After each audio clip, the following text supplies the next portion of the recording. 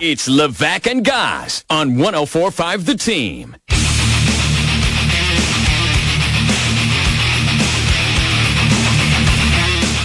Levack and Goz here with you on 104.5 The Team. Woods in for Levack today. Goz still here with you and joining us on the phone lines. He's joined us before. He is the voice of the Columbia Fireflies, the former home of Tim Tebow. He is Kevin Fitzgerald joining us.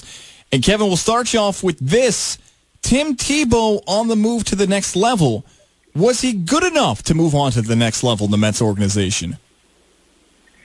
It's a great question, guys. I see we're starting off with the easy ones here. I'm only messing with you guys, but no, I mean that's probably the biggest burning question in all of this. I think you almost have to throw that specific question out the window because you can look at the numbers. He's hitting .223, a few homers. That's about it, and it's easy to say, well, he shouldn't be promoted. Why is he promoted? But I think if you are serious about this, you've got to at least try to move him quickly because he is 29 years old. It's a race against the clock.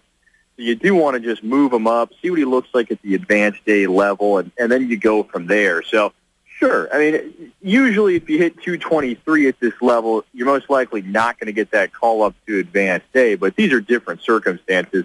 He's an older guy. I think to kind of keep up with the appearance of, hey, we're trying to move this thing along. We're trying to see what happens here. I think it makes sense. I think you got to at least see what he looks like at that level, and then you go from there. Kevin, whose decision was it to call him up there? I mean, that's obviously a Mets decision, and Sandy Alderson talked about it, and I think they were always eyeing the halfway mark to basically make the move and send him up to the advanced day level. So I mean, that's a Mets decision. It's Sandy Alderson. It's the Mets player development staff. So that was kind of the plan. I think we always figured it was going to be at the halfway mark, and then it ended up happening. Kevin Fitzgerald joining us here, the voice of the Columbia Fireflies here on 104.5 The Team and 104.5theteam.com. One of the things we've been wondering here is that Tim Tebow's impact in Columbia, a lot of questions New York Mets fans have been asking us, financially, has he really had that big of an impact when he showed up to a place like Columbia that the Mets may want to say, let's make this the Tebow World Tour and make sure every minor league system gets to have him play there? Well, the impact in Columbia is pretty grand. And, the Spirit Communications Park this is a palace of baseball for a minor league level. And, this last season was the team's first year. That was our first year in Columbia, and we were brand new and, drew about 3,800 fans a game. And then this year it was, almost 5,500 a game. So that's the simplest impact to quantify right there with the numbers. I mean, the attendance was up and people wanted to come out to see him. So, and we sold the jersey. We had his number 15 jersey in our merchandise store, and it was available online. So I think it was a big impact. And remember, wherever he went around this league, it was a small window to see him play, in small markets like Hickory, North Carolina, or Rome, Georgia. There was that small window to see him play, and it certainly, the league benefited from this all over, from market to market. Are you a little jealous, be honest, as a broadcaster, that now St. Lucie gets him and you guys have to lose him?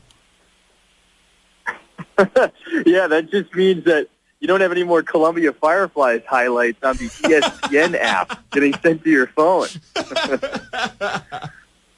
Do you know, I just think about it, as a broadcaster, and I know you're still a young broadcaster in your 20s, you think, man, it kind of just happened where all of a sudden Tim Tebow shows up in your backyard. For you, getting the opportunity to cover Tebow, and you're half joking, but you're half serious when you say ESPN cared about single-A New York Mets coverage, and you were lucky enough to be a part of it. What was that like for you as a broadcaster doing this?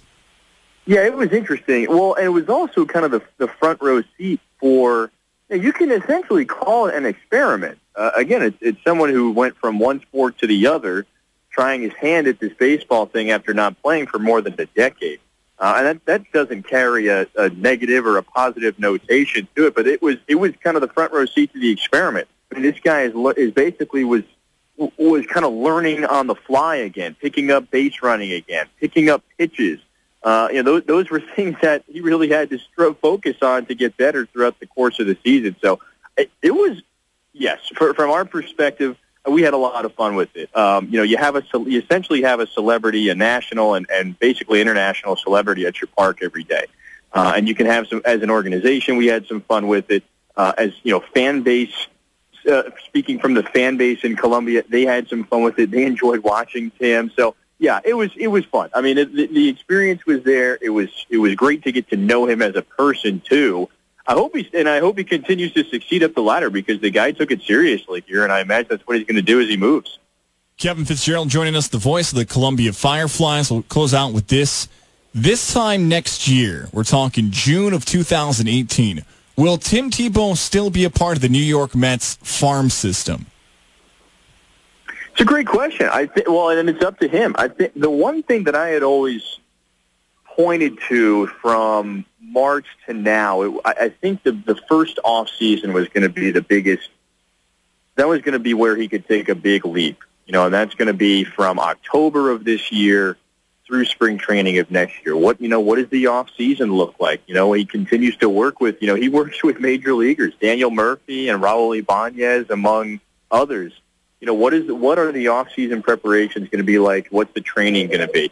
Because he does have some commitments with via television with the SEC network and so on and so forth. So it really, I think, comes down to what the off season looks like. Where does he take a step forward? So if I were to answer it right now, is he still in the game? Yeah, I would think so because hey, this is what he's committed to now. This is a multi-year thing. This wasn't just a one and done. This wasn't a hey, let's try it and let's see if we can, hit Citi Field by September. This was going to be a multi-year thing, and it's up to him. And I think he is obviously serious about continuing this. Kevin Fitzgerald is the voice of the Columbia Fireflies. Kevin, next time you're on with us, I'll ask you more Syracuse questions. I know you're a Syracuse guy like myself. But until then, we'll talk again soon. Maybe I'll just hit you up via text, and I'll make sure so I don't bore the people here in the Capital Region. You and I could talk for hours about the Orange. Until next time, my friend, we'll talk again soon. Take care. You got it, guys. Thanks so much.